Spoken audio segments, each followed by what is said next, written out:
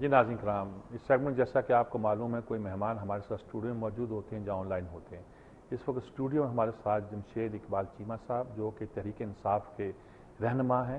اور خاص طور پر ان کی جو کسان کمیٹی ہے، پنجاب کسان کمیٹی، اس کے سینئر نائب صدر بھی ہیں۔ ان سے ہم اس بارے میں بھی گفتگو کریں گے، لیکن پہلے ملک کی حالات کے بارے میں۔ السلام علیکم چیمہ صاحب، کیسے ہیں آپ؟ وعلیکم السلام۔ کیا حال ہے؟ ٹھیک ٹھاک ہے؟ جی ٹھیک ٹھاک ہے۔ اچھا جی، پہلے تو مجھے آپ یہ بتائیے کہ اب یہ بنگلہ دیش ماڈل کی بات ہو رہی تھی کہ ٹیکنوکریٹ کی حکومت آ رہی ہے۔ آج چیف جسٹس صاحب نے بڑے صاف لفظوں میں کہا ہے کہ پاکستان میں اس کی کوئی گنجائش نہیں ہے، بس الیکشن کراؤ بھائی،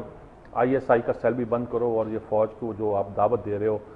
خوابوں میں دیکھ رہے ہو کہ آ رہی ہے، بوٹوں کی آواز چاپ سنائی دیتی ہے، تو وہ تمہیں ہم روکیں گے، ہم اس پہ کچھ کیا لگ رہا ہے ملک میں ہو کیا رہا ہے؟ یہ دو تین جماعتیں جو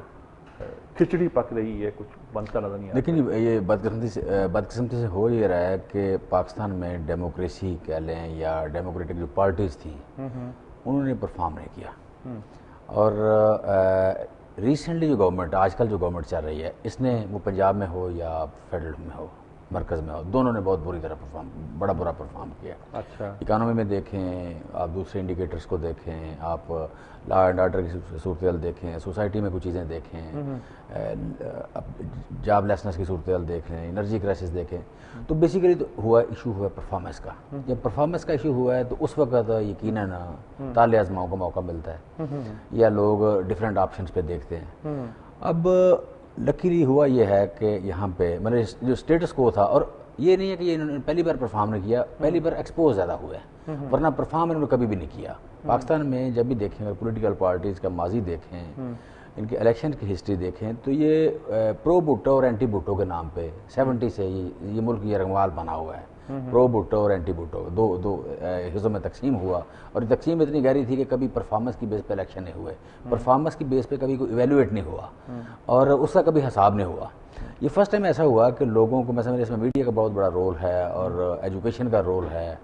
کہ جس کی وجہ سے اب لوگ پرفارمنس کو گیج کر رہے ہیں، پرفارمنس کو جج کرنے کی کوشش کر رہے ہیں، اور اس کی بیس پہ کہہ یہ رہے ہیں کہ جناب آپ نے کیا کیا ہے۔ جب یہ کوشچن آ رہا ہے تو اس وقت مطلب تحریک انصاف سامنے آ گئی، اور تیسرا جو آپشن ہے یہ بڑے بگ وے میں سامنے آیا۔ اب یہ ایک پاپولر ویو ہے جو آ چکی ہے،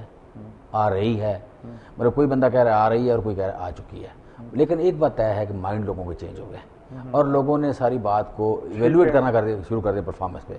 ان حالات میں میں سمجھتا ہوں کہ جن لوگوں کو بڑی جلدی ہوتی ہے کہ حکومت میں آنے کی، یا ماضی میں ہوتا رہا ہے، وہ مشرف کے دور میں ہو، وہ ایوب کا ہو، یحییٰ کا ہو، ضیاء کا ہو، ان لوگوں کو ڈیفینیٹلی کچھ نہ کچھ مطلب ایک جیسے کہتے ہیں کانسپیریسی تھیوری کام کرنا شروع کرتی ہے کہ یار مطلب پاپولر جو ایک آ رہا ہے، سیگمنٹ آ رہا ہے، اس سے پہلے کچھ نہ کچھ کریں۔ تو جب بھی اس کی اسمیل فیل کرتے ہیں، اگر سپریم کورٹ کا دیکھیں پچھلے 4 سال سے چیف جسٹس صاحب کے ہوتے ہوئے، تو جب بھی انہیں یہ فیل ہوا ہے، وہ ایک موقع ضرور آرمی کی طرف دیکھ کے ایک موقع ضرور لے جاتے ہیں کہ جناب آپ کون ہیں، ٹھیک ہے، مطلب یہاں پہ پولیٹیکل پارٹیز کا پرفارم نہ کرنا، گورنمنٹوں کو پرفارم نہ کرنا، اس کا مطلب یہ نہیں ہے کہ دعوت آپ کو ہے، یہ نہیں ہے کہ جی کیا مسلمان لا الہ الا اللہ محمد رسول اللہ پڑھتے ہیں، آپ مسلمان ہیں تو پھر 5 سال کے لیے میں صدر الیکٹ ہو گیا، اس کا مطلب یہ نہیں ہے کہ جی پرفارم انہوں نے کیا تو اس کا مطلب یہ نہیں کہ آپ آ گئے، ٹھیک ہے۔ تو یہ بیسیکلی میں سمجھتا ہوں یہ وارننگ ہے کہ ان لوگوں کو جو کانسپیریسی تھیوری پہ کام کرتے ہیں، جن کو بڑی جلدی ہوتی ہے حکومت میں آنے کی۔ اور بنگلہ دیش ماڈل بیسیکلی میں سمجھتا ہوں کہ یہ جب پہلے تھا نا ہارڈ انقلاب کی بات کرتے تھے، بلکہ اس ماڈل میں جو ہیڈ کرنے والے لوگوں کے نام آ رہے ہیں، اس میں سے ایک آدمی جس نے ابھی بھی آپ کی پارٹی جوائن کی، عمر اسد، اس کا نام بھی بہت زور سے گونج رہا تھا، اور ماضی میں ہوتا رہا ہے کہ لوگ جو ہے نا تحریک انصاف جوائن کرتے ہیں، پھر جا کے مشرف کے ساتھ مل گئے تھے، تو ڈر تو پیدا ہوتا ہے کہیں یہیں سے نہ کوئی۔ میں سمجھتا ہوں ماضی کی ڈفرینٹ بات ہے کہ دیکھیں ماضی میں کبھی تحریک انصاف اس طرح پاپولر پارٹی نہیں تھے، پاپولر پارٹیوں کے لوگ کبھی حکومت چھوڑ مطلب پارٹی چھوڑ کے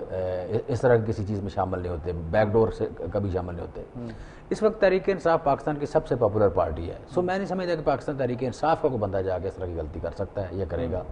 اور اگر وہ کرے گا تو اس کی مطلب ڈیفینیٹلی۔ دوسری بات انہوں نے یہ کہی کہ ISI کا جو اگر پولیٹیکل سیل تھا، جو شاید کہا جاتا ہے بھٹو صاحب نے قائم کیا تھا، اور جس کے کاغذات نہیں مل رہے اس نوٹیفیکیشن کے، وہ اگر تھا تو سمجھو کہ اب نہیں ہے، تو یہ فوج کی دخل اندازی کے بارے میں دوسری بات انہوں نے کہی ہے، کوئی یہ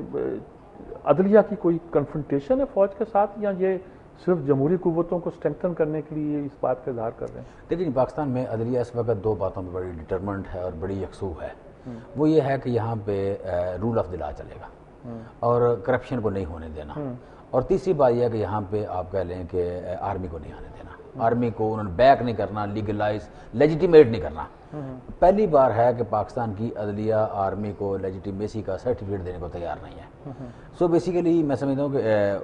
اور اسی پہ مطلب مختلف جو باتیں آتی ہیں وقتاً فوقتاً وہ اسی پہ آ رہی ہیں، اور مطلب یہ کہیں کا اس کا تک بھی کوئی نہیں بنتا کہ آپ اسٹیٹ ریسورسز میں بیٹھ کے تو اپنی مرضی سے بیٹھے ہوئے کہیں کسی کمرے میں بیٹھ کے آپ حکومتوں کے ایویلویٹ کر رہے ہیں اور حکومتیں چینج کر رہے ہیں اور پیسے دے رہے ہیں اور مین پاور دے رہے ہیں، کسی کو گرفتار کر رہے ہیں، کسی کریکٹر اسیسینیشن کر رہے ہیں، تو یہ بھرل آرمی کا کام نہیں ہے، یہ آپ کہہ لیں کہ آئی ایس آئی کا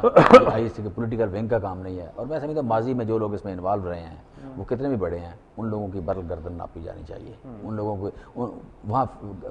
بندہ ضرور فٹ ہونا چاہیے کہ جناب آپ کون ہیں کہ جنہوں نے اسٹیٹ کے ریسورسز کے ساتھ اپنی وشفل تھنکنگ،